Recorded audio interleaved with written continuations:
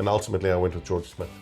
So George Smith, for me, very hard to choose between the two. I think both incredibly good at the breakdown, solid, strong, hard to shift, like really talented ball players.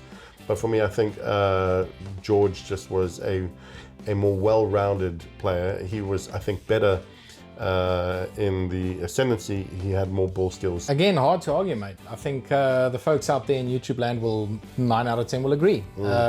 George Smith was a legend. 111, absolute legend of the 111 caps. Again, like Richie, 148. I mean, you don't get to over 100 caps at this. I mean, this is such a tough role because you talked about it. Defensively, you've got to be solid, and so you're taking some big hits day in, day out, and you're also running into big lads day in and day out. To get 111 caps, fair play to you. No, it's unbelievable. And on my list of open sides, again, you know, we say Richie McCaw was the greatest jackler of all time. I think George Smith is up there. Yeah. You know, he was as good at stealing opposition ball, disrupting the breakdown, getting his hands on in the ruck, playing on the edge, coming in from the side and making sure the ref doesn't blow him up. Yeah. He was as good, mate.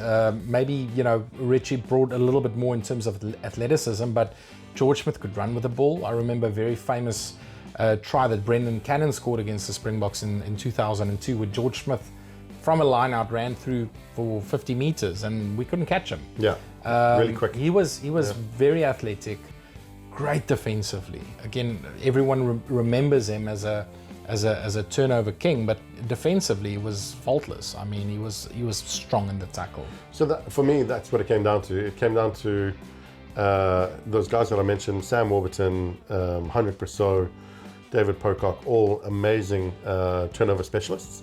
So was George, and I think George just pipped them because of his athletic ability, is running with the ball.